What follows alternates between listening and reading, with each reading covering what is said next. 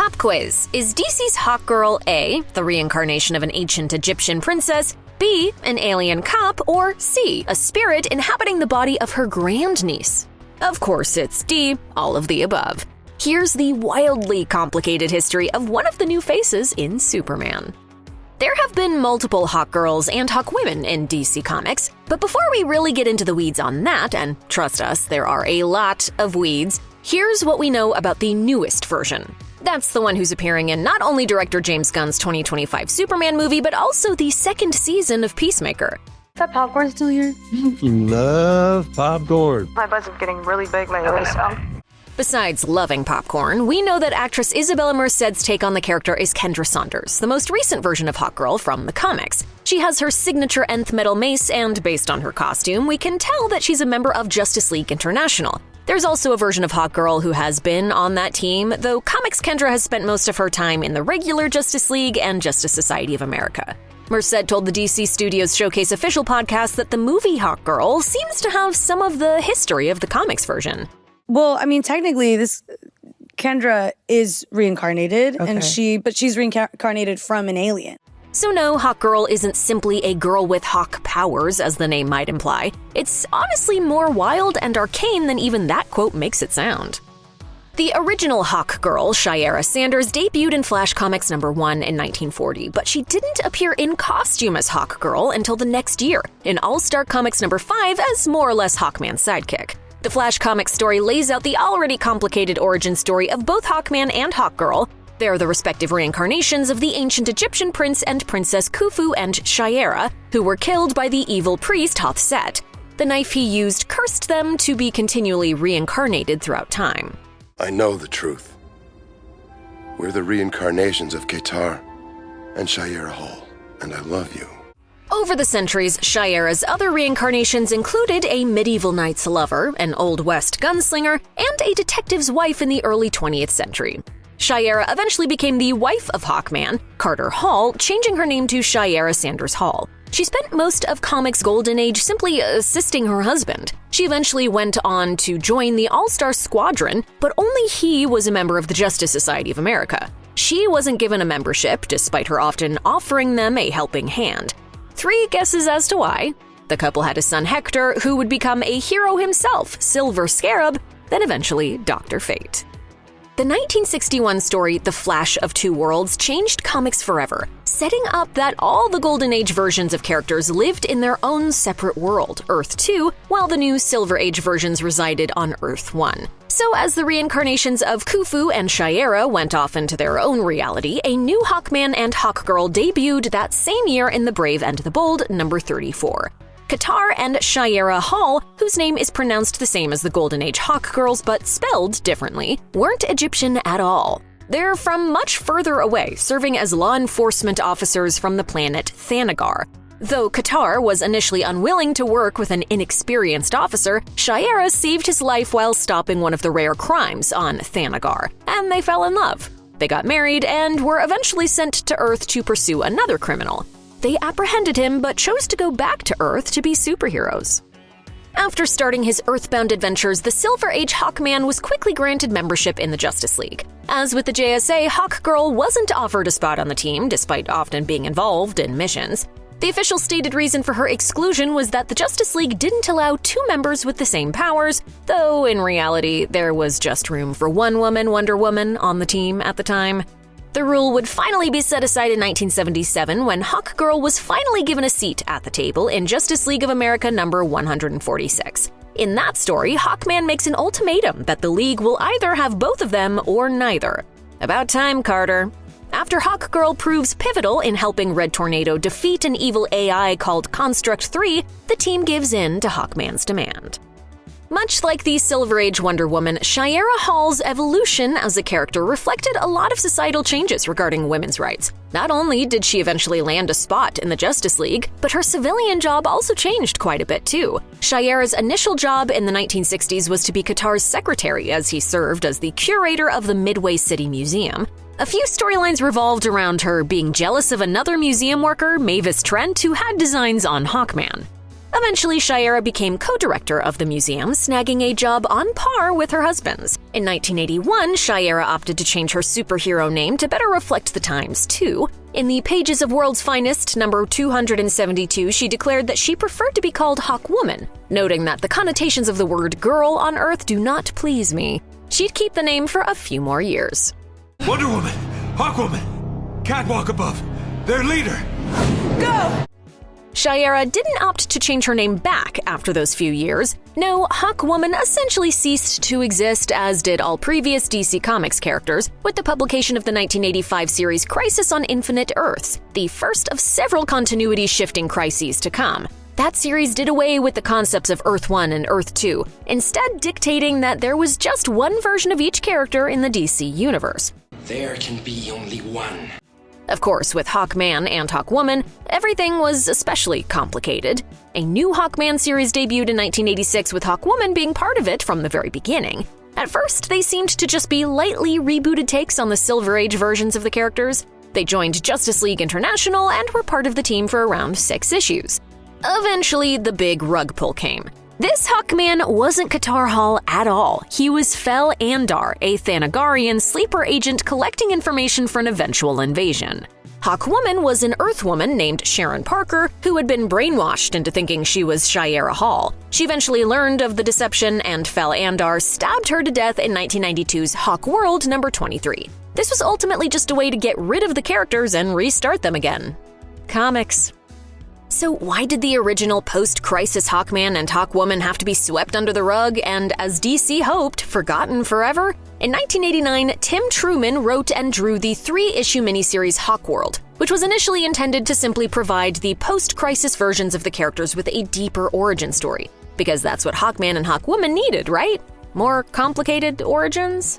But the series turned out to be kind of a masterpiece. In it, Thanagar is a conquering force, stripping other planets of their resources to maintain an especially high standard of living for its aristocracy. Qatar Hall comes from an upper-class background, but works for the Wingmen, the security force. He begins to doubt the planet's way of life, and becomes especially disillusioned when Shayera Thal, the daughter of an administrator, is killed in an explosion organized by a corrupt commander, Bythe. Qatar lashes out and is punished with exile to a remote island. After 10 years on the island, Qatar is brought back to the mainland and punished once again by being forced to live in the lower class. There he meets a wing woman who reveals that she was a lower-class girl who was adopted by the administrator and given the name of his deceased daughter, Shayera Thal. In a big soap opera twist, it was eventually revealed that the first Shayera was, in fact, the second's mother. Qatar and Shayera work together to banish Bythe from the planet and begin to improve conditions.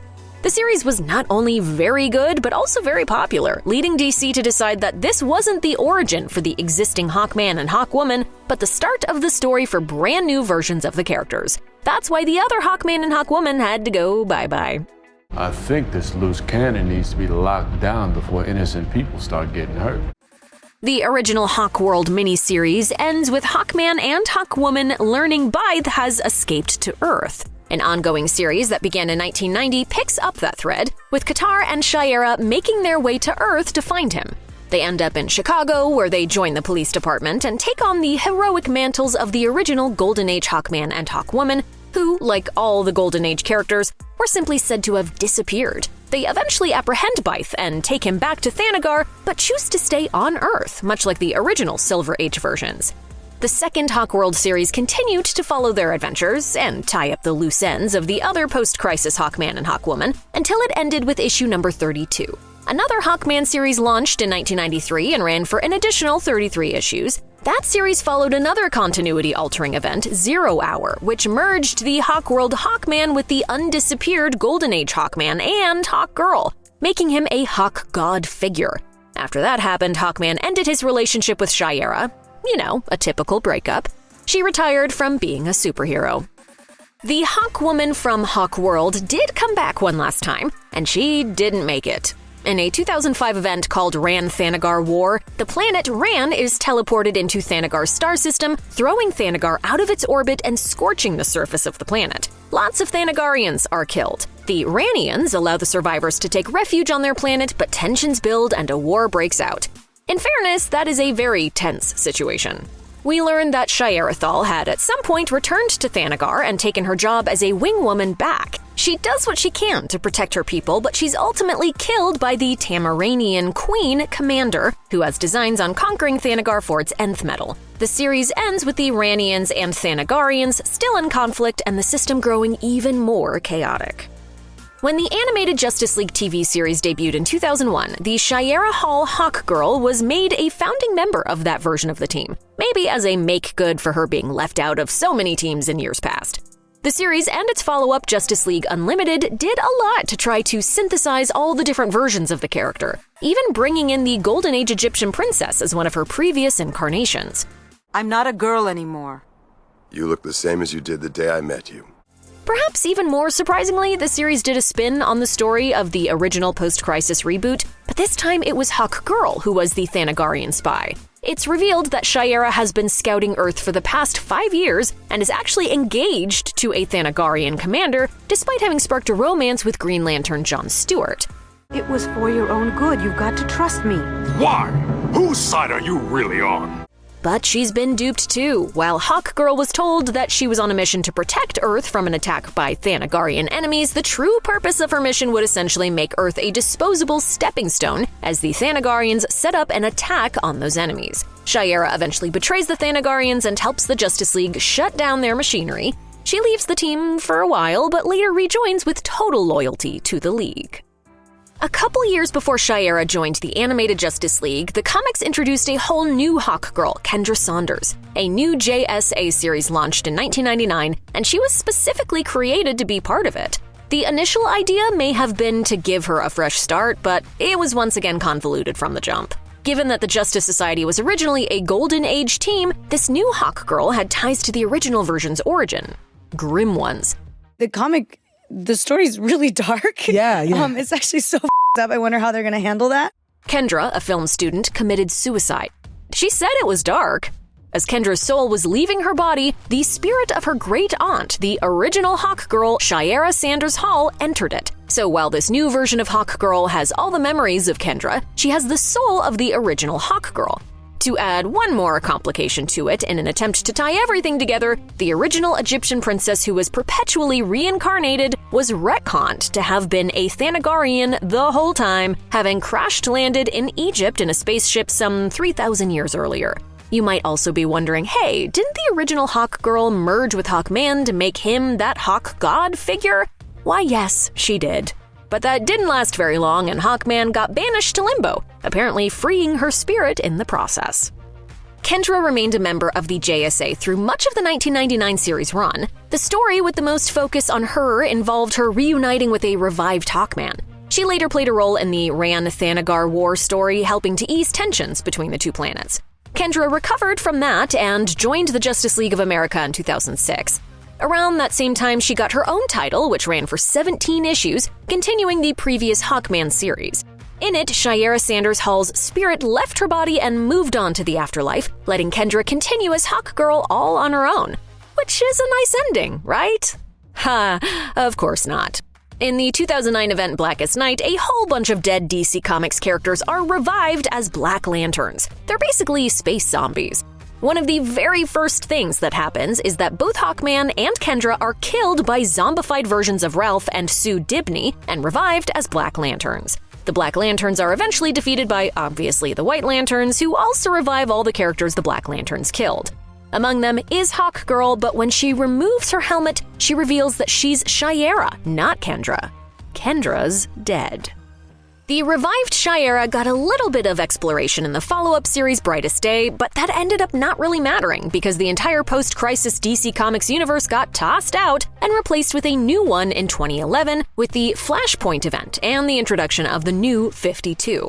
One of the 52 launch titles of the New 52 was The Savage Hawkman, which introduced a reworked version of the Shayera Thal Hawkwoman. At first, this Hawkwoman is at odds with Hawkman, thinking he killed her brother and betrayed Thanagar. She learns otherwise and becomes his ally. She later gets stranded on Earth and joins the Chicago Police Department.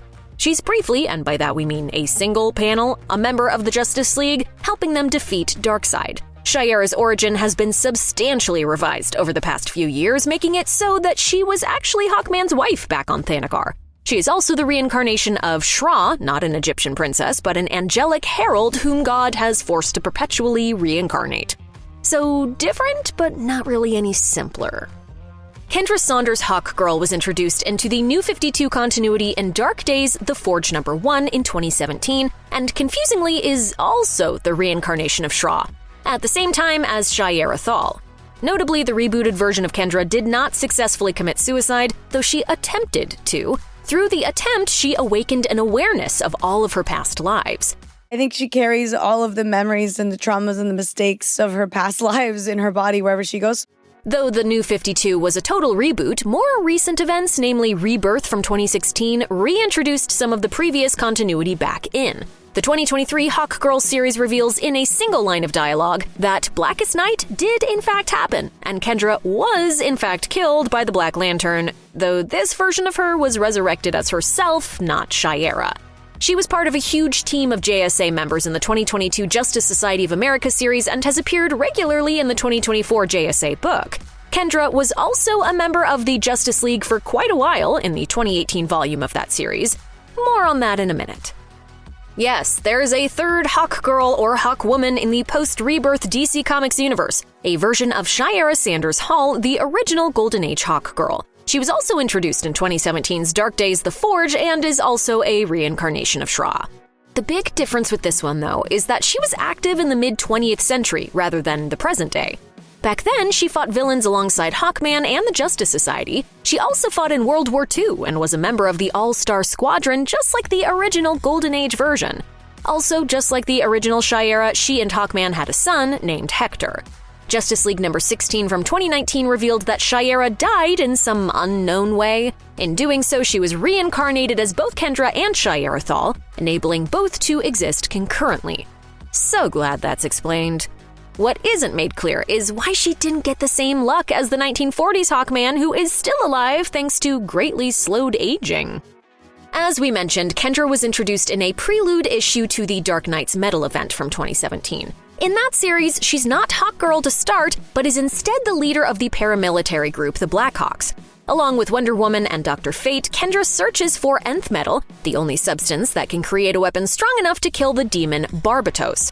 On the search, she's corrupted by Barbatos' influence and briefly becomes the evil Lady Blackhawk, but the transformation gets reversed with Wonder Woman's lasso of truth. The lasso also reveals that Kendra is Hawkgirl. Using his discarded mace, Kendra is able to snap Hawkman out of his Barbatos-fueled corruption too, and the Justice League eventually defeats Barbatos. Fully rechristened as Hawkgirl and in a more familiar costume, Hawkgirl then joins the Justice League. The most Hawkgirl-focused story during Kendra's most recent stint in the Justice League came in the Escape from Hawkworld story arc that started in issue number 14. In fact, it's both Hawkgirl and Hawkwoman focused. Hawks all around. The Justice League travels to Thanagar Prime, seeking a Martian Elder, and encounters Shayera, who's become the planet's Empress. She tells the League that the Elder isn't there, but Kendra, who naturally feels a connection with Shayera since they're both reincarnated from the same being, doesn't trust her. Kendra confirms that Shayera is lying by touching her and reading her thoughts. This puts Shayera in direct conflict with the Justice League, and she attempts to kill them with a Hawkman construct she made. Shayera eventually reveals that she was trying to protect a weakened Thanagar Prime from an impending cosmic doom involving a being named Perpetua. It's also revealed that Perpetua was behind the two concurrent incarnations of Shra as a way of keeping Hawkgirl from her true destiny as the Cosmic Raptor. Sadly, because it would be very cool if she did, Kendra never actually becomes the Cosmic Raptor, and Perpetua isn't defeated until the 2020 Dark Knight's Death Metal event. Hawkgirl has made a few TV appearances outside of the Justice League cartoon, and the Superman movie isn't even her first time in live action. But first, more cartoons. The Silver Age Hawkgirl appeared in a couple episodes of Super Friends in the late 1970s. Hawkwoman appeared on Young Justice, and a version of Shayera Sanders Hall was a recurring character on the 2015 DC Superhero Girls web series. Shayera also made a cameo in the Harley Quinn animated series. We always managed to find each other. And here we are, 5,000 years later, still together. Shayera Hall made her live-action debut on Smallville in its 10th season, but out of costume. Kendra Saunders' Hawkgirl got to really spread her wings in the CW's Arrowverse, first appearing on Arrow and then becoming a regular cast member on the first season of Legends of Tomorrow, which explored some of her torturous backstory. Shiera Sanders Hall also appeared in the Stargirl TV series, but only very briefly as a member of the Justice Society. So now that we've gone through all of that background, what could it mean for the Hawkgirl in Superman and Peacemaker? It's definitely more than possible that DC Studios heads James Gunn and Peter Safran's DCU will take things in an entirely new direction and ignore all the comic stories that came before. But there are lots of things they could pull from. Kendra could be one of 2 living reincarnations of the same being, with another on Thanagar. She could be related to the Hawkgirl of the past. She could become a member of the JSA if the JLI doesn't work out. She could be a Thanagarian spy who has come to Earth to pave the way for some nefarious plot, or she could die and be revived. All of those things have happened to Hawkgirl in her absolutely bananas comics history, and as you now know, a whole lot more.